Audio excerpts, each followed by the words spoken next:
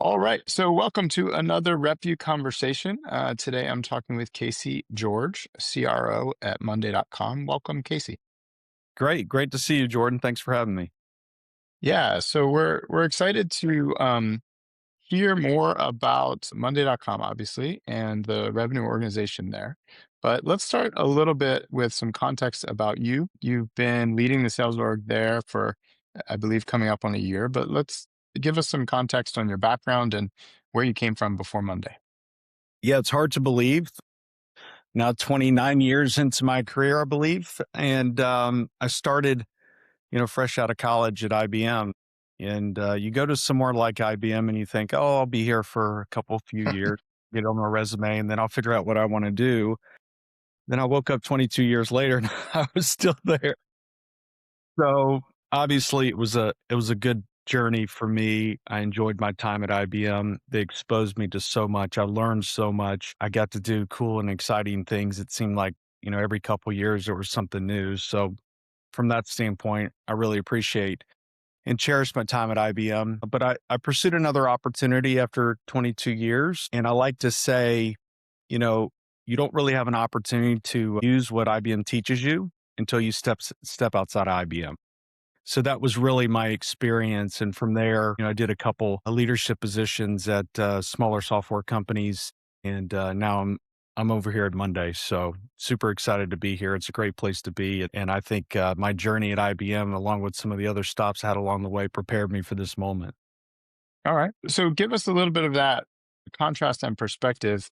How did the IBM experience kind of shape the opportunity that you looked at Monday? Yeah, as you can imagine, a company that's 100 years old, that's 300,000 plus employees, of 100 billion in revenue. They have some pretty hardened processes, right? Tried and true Hmm. to doing things, right? They teach you how to sell. They teach you how to have executive presence. They, make sure you understand different processes, and you almost take it for granted at some point. You're Hmm. going wrong in your career, and you just think every other company operates this way. And you realize pretty quickly when you step outside that's not the case. So when I say that to you, there was a specific instance, I tell this story often, where I took my first role leadership position outside of IBM, and the CEO at the time pulled me aside. It was my literally first day. He says, Case, we know you came from IBM, very successful there. And, we appreciate you being here, but I have to almost warn you of something. And of course, I'm hearing this conversation going, what could this be? My first day, right? Hmm. And he says, at IBM, you have a lot of resources behind you, right? It's a big machine. And there's going to come a time pretty quickly where you're going to say, well, who does this? Or how do you do this? Or, who's responsible for this? And you're going to look to your left and you're going to look to your, and then you need to look in the mirror because it's you. And that really struck a chord with me. And I didn't completely appreciate or understand why he told me at the time, but quickly I did. And what you realize is that, as I said earlier, a company that is, a tenth of the size and of course not nearly as old doesn't have their processes matured, doesn't have the systems that you're used to, and obviously doesn't you're not surrounded necessarily with as many, long tenured senior leadership as you have at IBM. So that was a teachable moment for me. Hmm. And I think because of that, I was able to take that forward and go into every new opportunity with eyes wide open and just assuming that, hey, you're going to have to build things. You're going to have to Hmm. transform things. It's not going to be there and you can't expect that it will. Okay. All right. So let's go into kind of get a little more context on you and who you are. I think a lot of the people that listen to this will be sales execs. That's who most of our audience is, and so help them understand kind of who Casey George is. Something recently that you like, outside of work, whether it's entertainment or an activity or something like that. Give us a little color there. I don't think I'm unique in this regard, but most sellers are competitive. Hmm. Uh, Either they have an opportunity to play competitive sports or, any sort of competitive activity. And sales gives you some of that, I would say, high, right? We all like to close big deals and engage with people and be a part of a team. And so for me, this was my opportunity to continue that competitive spirit I have. And I like to suggest that, as I said, most sellers have the same, I'd say, DNA, right? We Mhm. like to compete. With that said, I enjoy coaching my daughter's sports. I enjoy, well, up until recently, playing some sports still, but it just caught up with me, and my body doesn't let me do that anymore. But anything I can do to engage competitively, I like to do it. And I used to say, at IBM, everyone is motivated and shouldn't be ashamed to say, I'm motivated by money, right? If you're a Mhm. seller and you're motivated Mhm. by money, that's okay. A lot of them are. But I used to say, roll a nickel down the hall and I'll be the first one to get to it. Mhm. Right. And so I like to use that analogy to describe most salespeople. But for me, again, anything competitive, I enjoy that, watching, participating, coaching, those things that really keep me excited.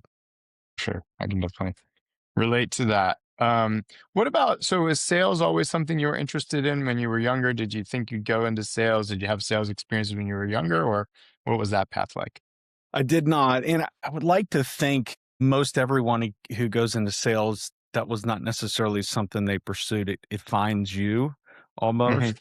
You have a whether it's a personality or whatever it is, it just kind of finds you and you land in sales. But once you get there, you love it if you're good at it and you stay there a long time. But for me personally, I have to say I wanted to be a coach when Okay. I was in Okay. college. I played college sports and I thought this is the closest thing I'm gonna get to competing, as I was just describing, and so I wanted Mhm. to be a coach, and, I had an interaction with someone, when I was in college, and they said, "You know what? You'd be a good sales rep," and I'd never thought of it at the time, and so I said, maybe I'd rather do that," and so I had this opportunity to interview with IBM at the time. I didn't think much of it. I didn't expect much, and lo and behold, I got an offer before I even graduated college. So everyone was telling me, "You're crazy if you don't take this opportunity," right? And of course, at the time, I was saying, "I'm not sure if I want to coach. I don't know if I want to do this." But I ended up obviously taking that opportunity, and was probably the best decision I've made relative to my career. So very grateful. And as I said, I think it finds you more than times than not. It turns out you probably get to coach also, so it all Absolutely. works out. All right. Okay. So let's start to get into some of the nuts and bolts about Monday, but let's start at a real high level. Sort of what's your elevator pitch for Monday for somebody who's not familiar with the business? How do you describe it? So Monday, I would say was a participant in creating a market, which is pretty exciting, right? It's a work management platform. At least that's how it started. And if you think about how individuals go about their daily roles, whether they're in marketing and legal or finance, et cetera, there's a gap in between systems and people, right? And when I say that, it's the gap is how do we work together? How do I work with systems? How do I manage work, so to speak? So Monday is a AI work management platform. And an analogy someone used the other day that find very interesting, I think it describes Monday in the best way. It's the water between the countries. So it's the conduit that connects an organization, whether that again is systems or processes or people or all of the above. So it enables people to really manage their work, task, project management, you name it. And the interesting part about Monday, and I think this is fascinating, Roy and Iran are our two founders. They're the two current CEOs, obviously. And, there's no way they could have ever anticipated the use cases that use Mhm. the Monday work platform. When I say that, there's companies out there that use Monday to manage their entire M&A process. Well, there's no way we could have ever anticipated that. There's companies that manage, their commission systems, their, you know, Mhm.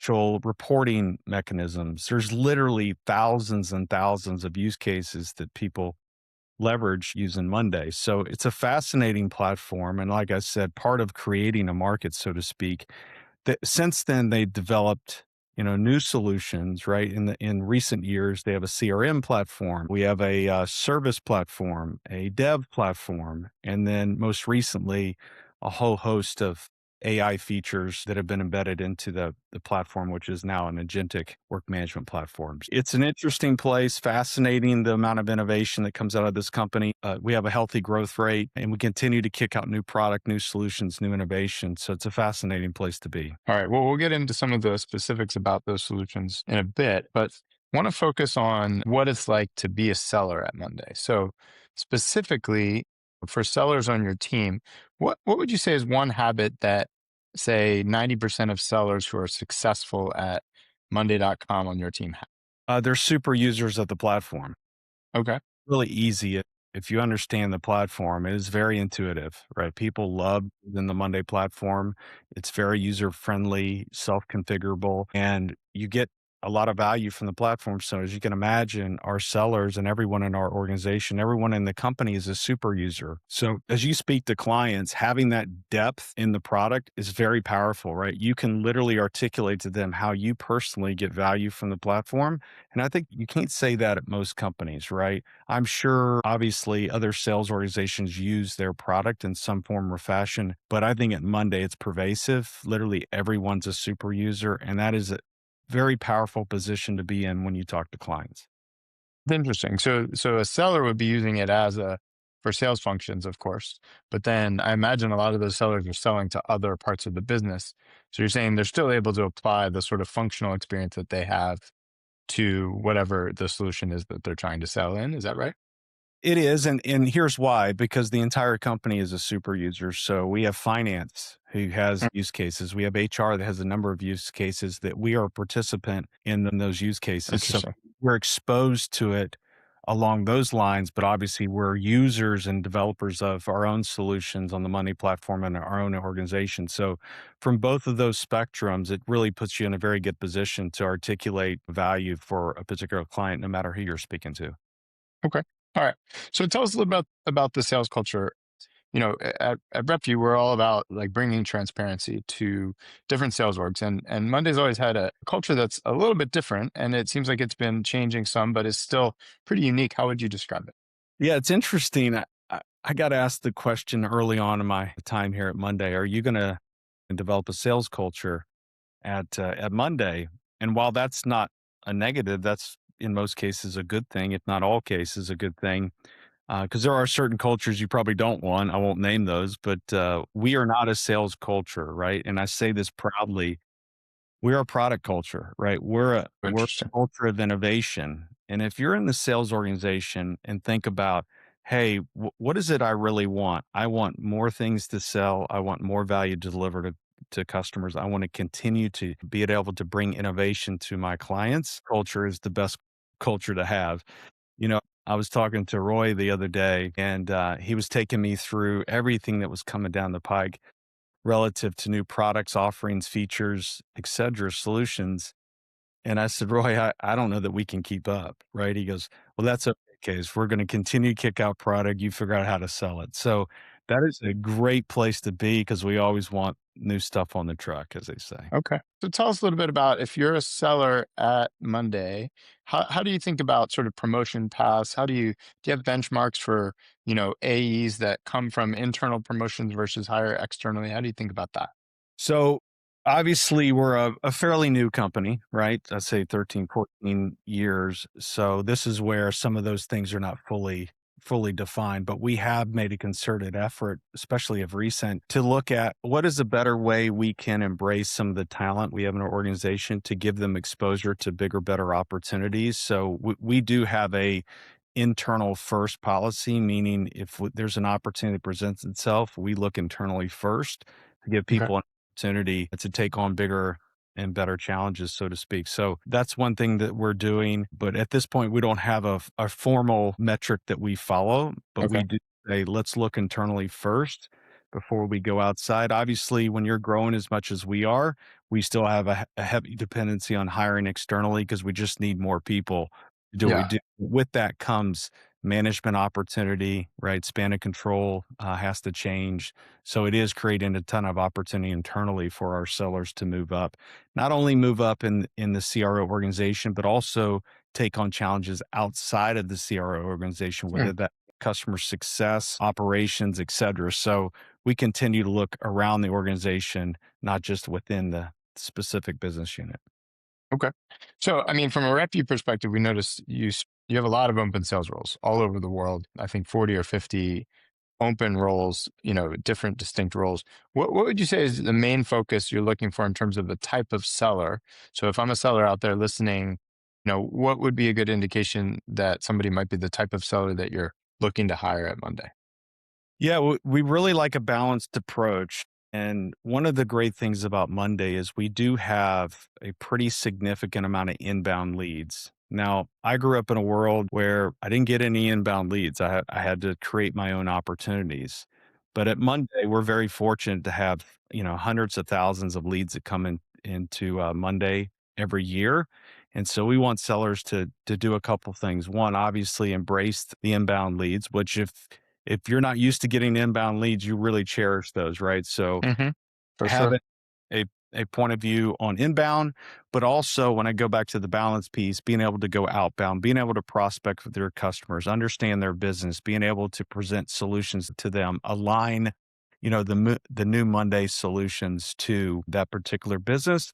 And with the advent of AI, all those things accelerate, right? There's a lot of thirst in the market to consume new AI solutions, and as fast as we're kicking out new innovation, you really got to be able to be agile, right, as a seller, because there's a lot to do, a lot coming at you. But if you're a seasoned seller, you really appreciate those things. You love the fact that you have Hmm.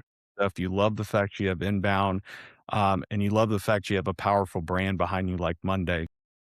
It's really a great place to be, especially, and of course, I'm biased to be in an organization. Let me dig into that a little bit because you mentioned inbound leads.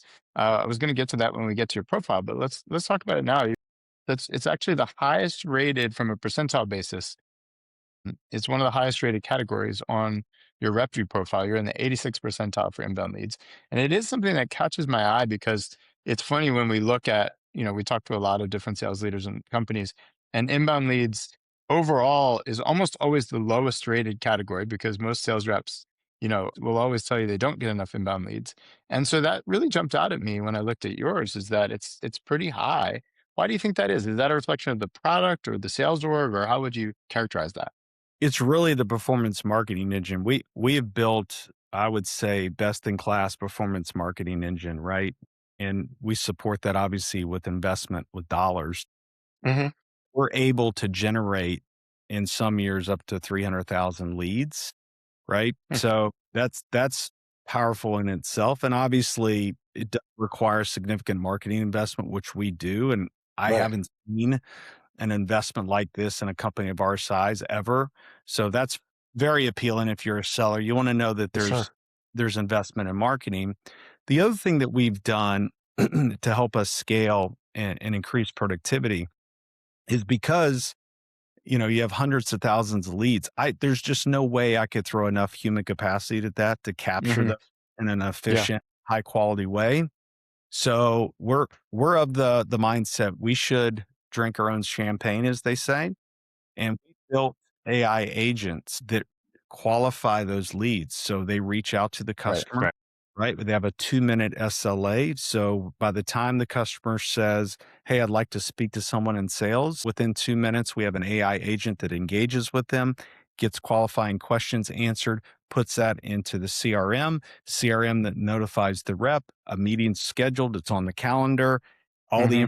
information, context is delivered to the rep. So just imagine you go from having 300,000 leads to a high percent of qualified opportunities, and there's a big gap between lead and opportunity, and they're closing that for us. So if you're a seller, get really excited about one, yeah, the leads, but two, more importantly, the number of high qualified opportunities you have delivered to you in a high efficient way.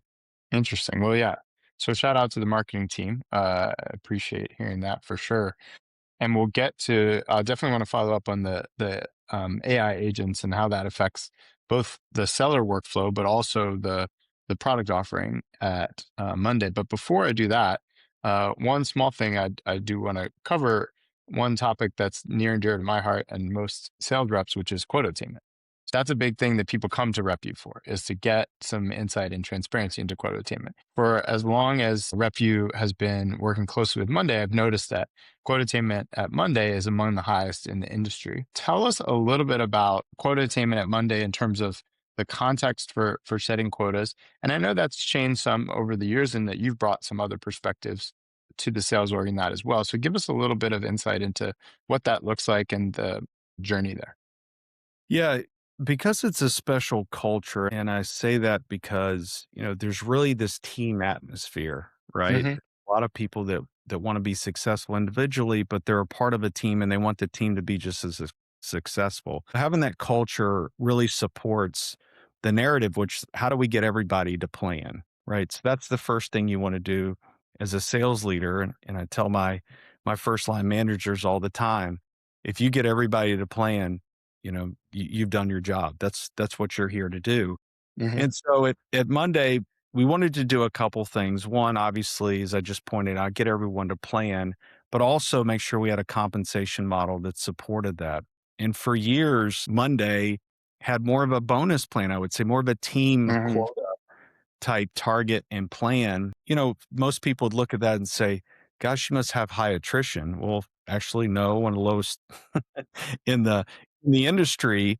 But we also had a need to move up market and also attract a different profile of sellers as you move up market. And with that has to come a supporting comp plan. So we moved that comp Hmm. and shifted more to a more leverage plan, 60/40, right? Uh, 60 base, 40 variable. Correct. 60 base, 40 variable. And that's attracted the right sellers. Hmm.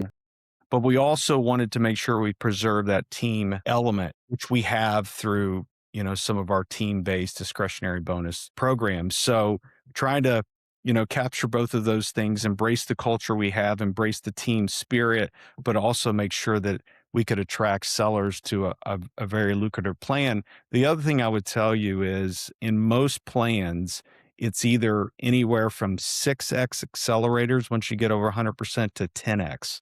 So we do incentivize our sellers not to get to plan. We want sellers to get over plan, and that's where we're guiding towards. And I'll never tell you I have enough people at plan until everyone's there. So that's Okay. the mantra we have.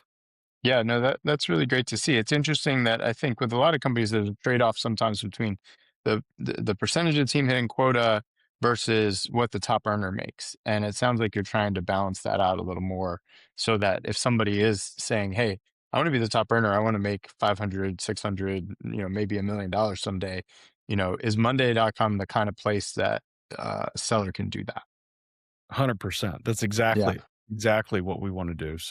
Okay. All right. All right. Cool.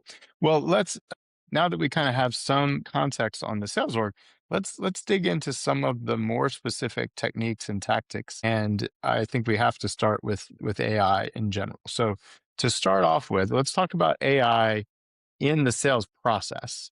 Now, it sounds like you guys use Monday.com in the sales process as well as selling it. So maybe it's a bit of a hybrid conversation there. But talk to us a little bit. Let's start there with how is AI part of the process for your sellers, and what's your personal perspective on that? Yeah, a couple of things, and I've touched on a few of them. One is obviously our AI agents, right? This is Hmm. part of our portfolio. It's part of our CRM suite, but we have agents who just recently now doing outbound as well as our inbound opportunities, and we're continue to scale this part of the portfolio. And again, it goes back to we're all super users, right? So if you're Hmm. exposed in the CRO organization, you get really comfortable with selling it to clients because you have your own best reference in yourself, right? Yeah. So that's important. We also have offerings like Vibe, Monday Vibe, which allows you to build applications within the platform. And all of our sellers are Monday, power users, and that includes Vibe. So they're building applications that allow them to be more efficient, more productive. And Hmm. if you think about sales, you'll never find a seller that says they have enough time to sell. They're Hmm. always all the other things they're doing that Sure. they don't think are necessarily Right. productive. We have Research, prospecting, right. follow-ups, all that stuff. Exactly. So we think about the sales organization in this way. How do we make them more productive so they can do what they want to do, which is sell? So Hmm. there's no better tool in the industry than Monday. With the platform we have between CRM, our AI agents, Monday Vibe, obviously our Monday work management platform, that empowers the seller to create a ton of capacity. Now, instead of 40% of their time selling, maybe it's 70 or 80, right? And our Mhm. to get it to 100 if we can. That's one way that we embrace our technology to make Mhm. more productive and more successful. Okay. So you got me curious now. So let's get into the weeds a little bit if you're comfortable with it. Because so at RepVue, I mean, we've become power users in using primarily Claude, but using AI to build agents. But one of the things that's a challenge for us is that I think in the sort of, most commonly used tools, I'll use Claude because it's what I'm most familiar with. Everybody is kind of an individual function, right? So if I build an agent that does some cool stuff for me, but it's not easy to necessarily share that across my team. The way you're describing building agents within Monday, would that make it easier to share an agent across a team or to use it more broadly or even like do reporting and things like that on it? Or is that the right way to think about it or no?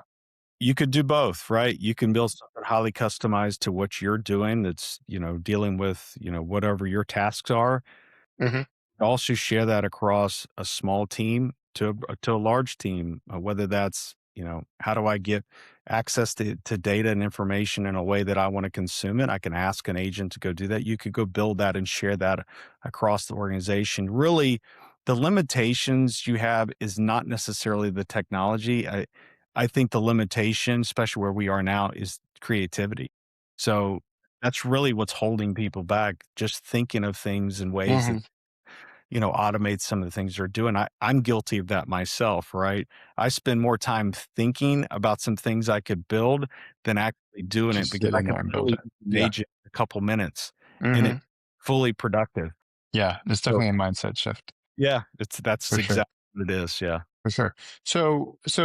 One thing that's come up recently in the conversations we've had is the role of the go-to-market engineer. Is that something that you guys have at Monday, or is that something that you almost expect every seller to be to some extent?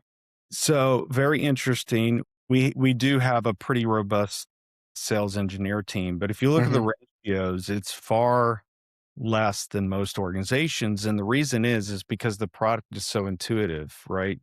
I could Hmm. literally hand it to you right now and you could become productive in a matter of seconds, right? Okay. So the power of the platform really puts, the user in control. There are demands and needs for highly complex integrations and things like that where you Sure. need these, but our demand on SCs is far less than most organizations just because the intuitiveness of the product really complement. But Yeah. in terms of AI, building AI agents, that's not something that you have specialists to. Sounds like that's something that reps would sort of all be expected to participate. In order for us to scale, and I think any company, you need your reps to be able to embrace this technology. Because Yeah. if you think about their customers, most customers of AI, I believe, in the future will not necessarily be in IT. It'll be Hmm. across all organizations.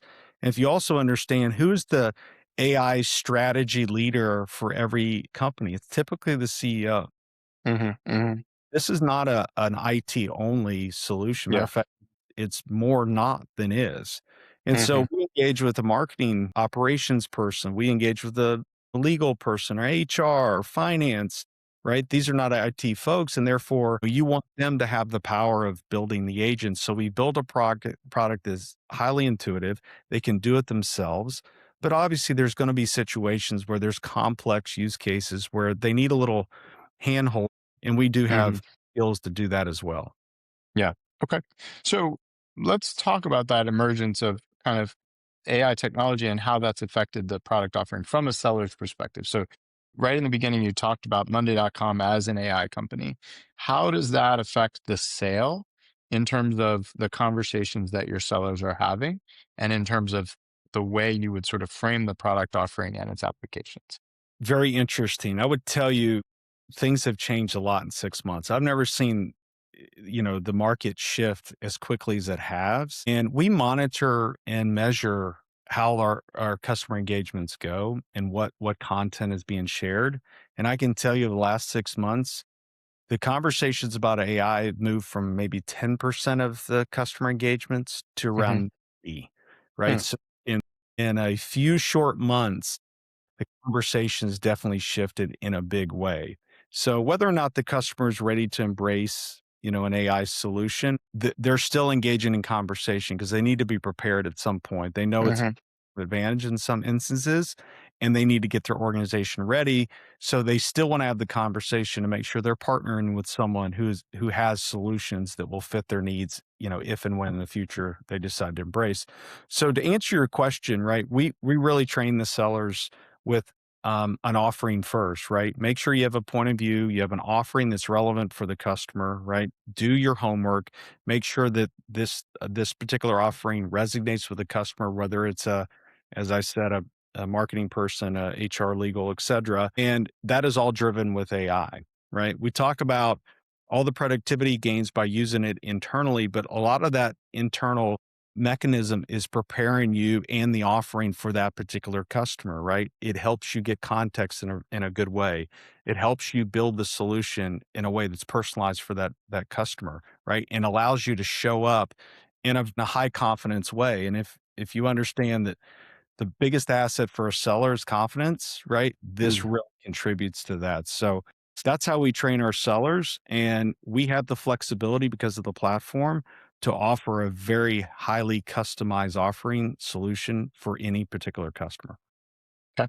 So one thing that's obviously really important to sellers is pricing, but also specifically how pricing is framed as part of the deal. So I recently heard a conversation with your CEO where he talked about moving from more of primarily seat-based pricing to more consumption-based pricing. My guess is that is also informed and influenced by the AI conversation we're having. But I'm curious your perspective on that and how it impacts sellers specifically. Yeah, and I will tell you, and maybe some of this is opinion, but in my experience with customers, they like the per seat pricing. They really do. Okay. They can count on it. They can budget around it. They don't love consumption sometimes because, sometimes you can't control how much someone in a Hmm. particular department consumes. We have a hybrid approach, and our hybrid approach is basically we're going to give the customer what they want, right? They consume AI through a consumption model, but they have the platform access through a seat-based pricing model. And we've been able to, embrace the new consumption pricing and offerings along with our per seat in a bundle in a combined offering, as I said, hybrid. When you have 255 plus thousand customers, right? You want to put a moat around those. You want to make sure you preserve those. They're very expensive, very hard to get. And you want to make sure you Hmm. do everything you can to retain them. And when your customers are saying, "I like the per seat model, Hmm. so can we please preserve that as much as possible?" We listen and we deliver, but we also have the demands of delivering AI solutions, which are in our platform, and you consume those in a consumption model. So it's the best of both worlds. Okay. And another thing that came up in our earlier conversation, which I found fascinating, it's the first time I've heard this mentioned. You mentioned that sometimes customers will actually purchase licenses for AI agents to use the platform.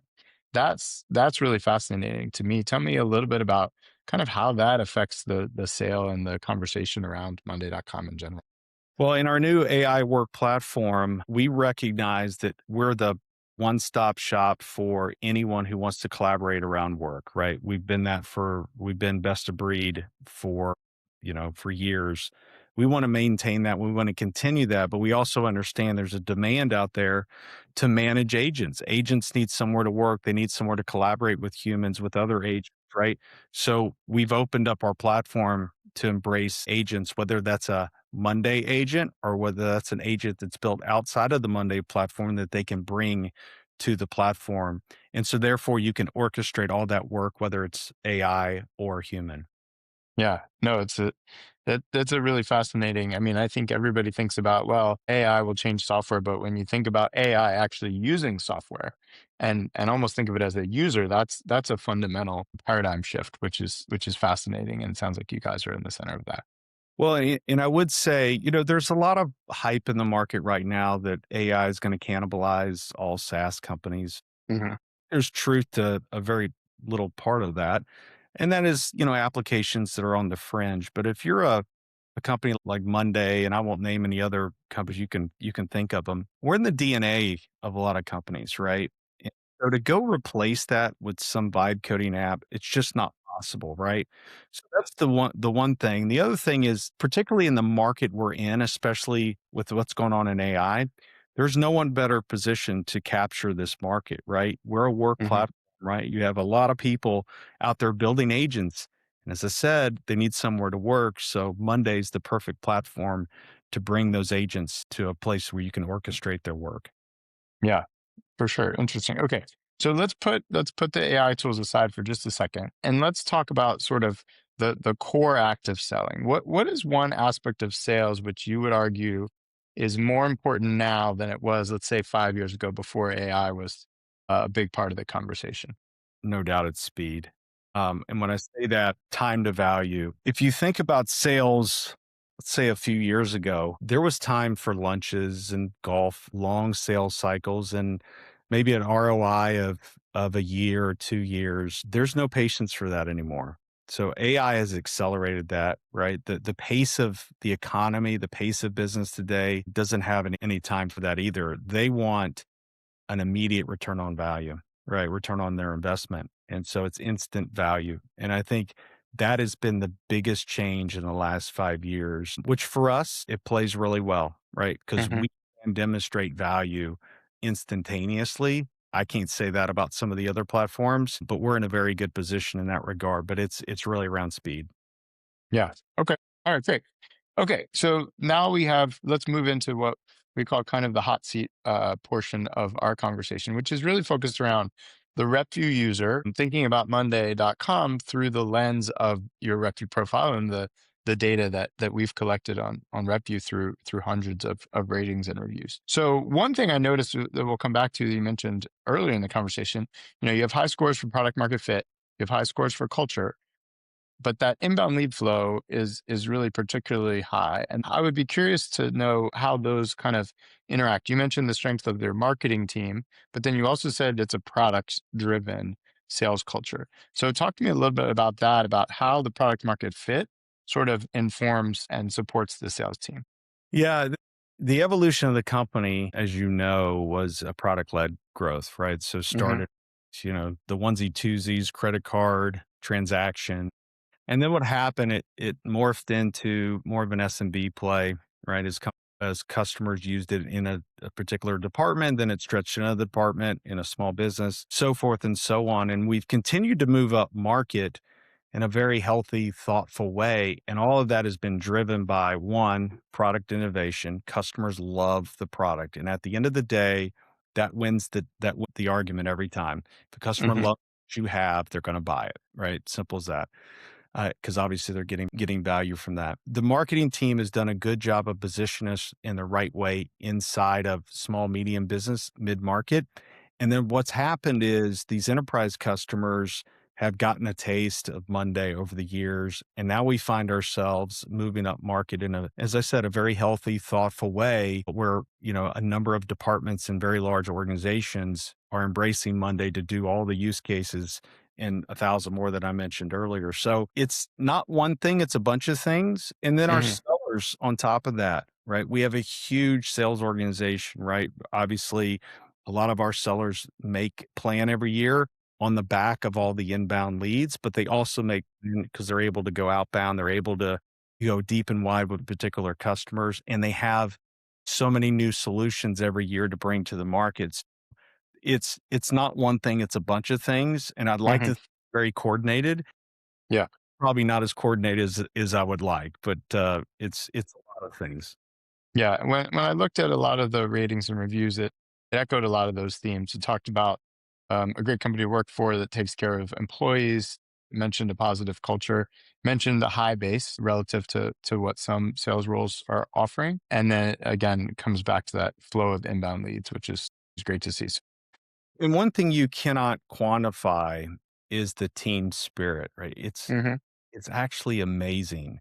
Everybody wants Monday to succeed, they take it personal, and while it's hard to quantify that, it is powerful. You can feel it, you can see it, Hmm. Right. So being a part of Monday, it's a special place to be. You love being on the team. You love winning, and you almost love winning as much as seeing your neighbor do it, your colleague, or so. It's a special place. Yeah, it's interesting when you're at an org where more than half of the team is hitting quota, which honestly, sadly, is something that we see at RepVue is not very common. Average quota attainment across sales orgs is in the low 40s, right?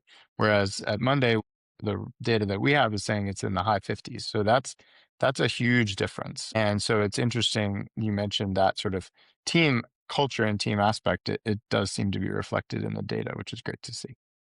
Okay, so let's look at some of the areas that are potential areas of concern or that when people are on RepVue looking at Monday, they might have questions about. So, one thing is about leadership turnover. So, you're relatively new to Monday.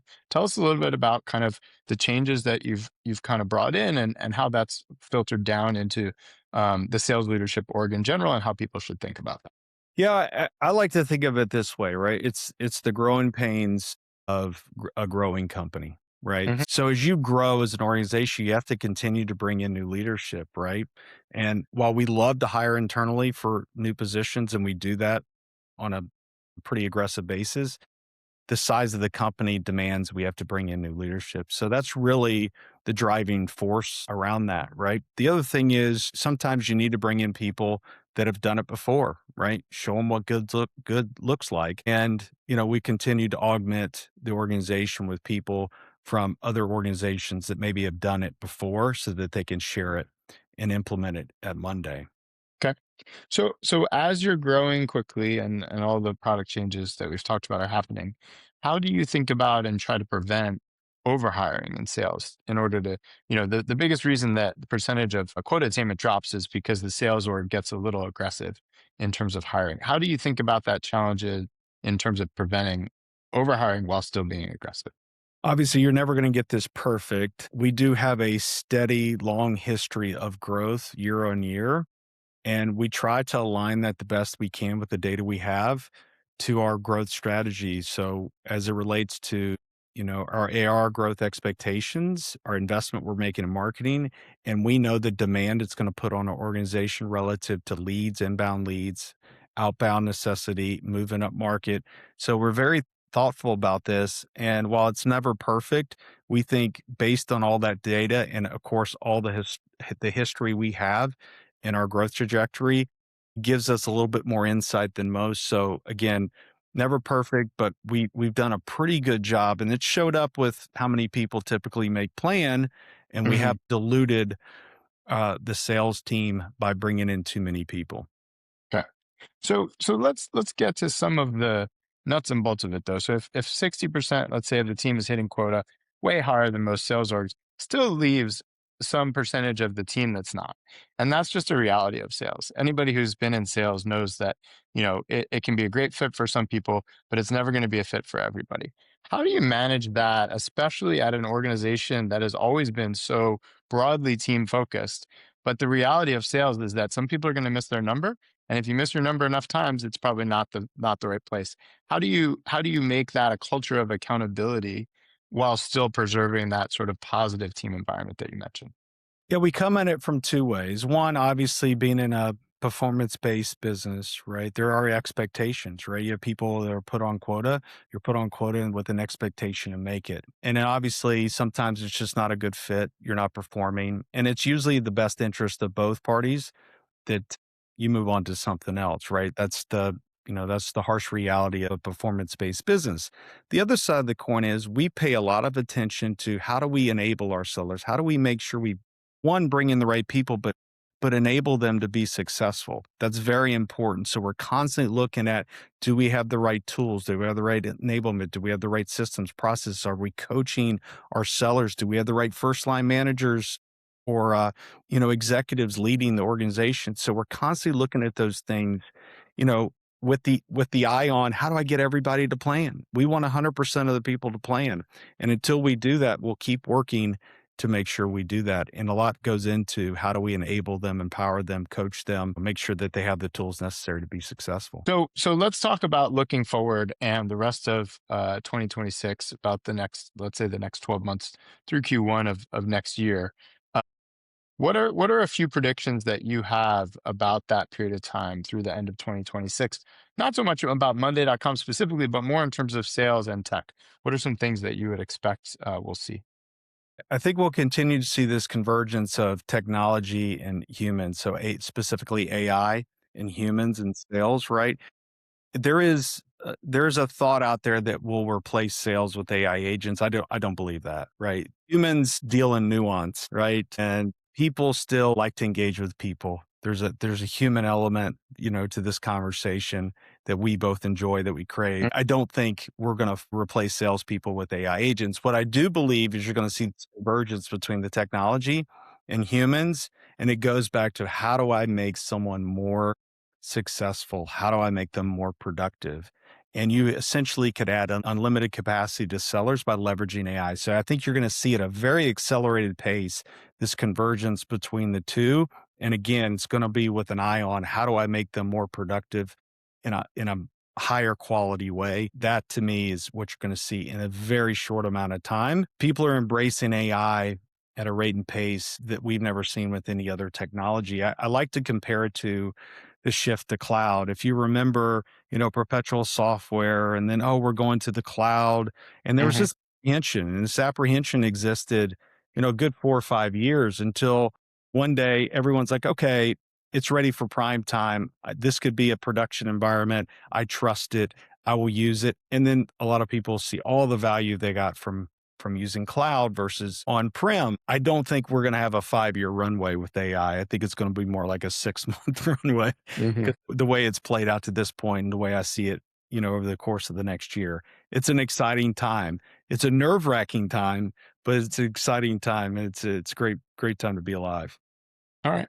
I'll finish off with one thing that you mentioned when we've spoken before, which is you encourage salespeople to fail fast. I thought that was an interesting way to frame things because a lot of salespeople are averse to the concept of failure in general. But I'm curious how you think about that, and kind of back to the coaching theme, how you coach your sellers with regards to that. I will tell you that it's almost a sixth sense with the best sellers, right?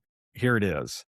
They can smell a deal, and they can smell it when there's not a deal. Hmm.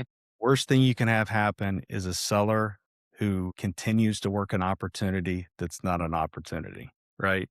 So the best sellers, in my opinion and my experience, can engage in an opportunity and quickly tell you whether or not it's got a life, right? Hmm.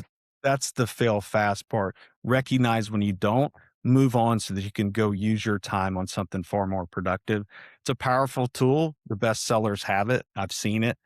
And that's one of the things I really cherish with a good sales team. So one follow up on that, do you think that's something that a seller is kind of born with? Is that an innate quality, or is that something you can coach into your sales team? I think it's a little bit of both. Most sellers have it. Hmm. So you have to draw it out, right? Yeah. And what happens is, I think most of the time they know it. It's just a matter of, you're the eternal optimist. You Right. think, Happy years. yeah, I can, happy years. I can turn this around, or I can make this happen. And you don't want that to go away, but you Hmm. also want them to have a dose of reality. You got to make your Right. number. Right. All your time on the wrong deals because you got happy years, Right. then you're probably going to miss your number. No, it makes sense, and actually, it comes back to the inbound leads that you mentioned. If you can imagine, if you're in an environment where the next lead is sitting there, available to you, it's probably a lot easier to cut bait than it would be in an environment where those leads are much more scarce. So, it sounds like it was a good combination for those skills that you're trying to get your sellers to practice. For sure. For sure. Yeah. All right, great. Well, thanks so much, Casey. I appreciate the time. I think this will be really informative for anybody who's considering what it's like to really sell at Monday.com, and appreciate spending time with me today. Thanks, Jordan. Appreciate the opportunity. All right. Great to have you.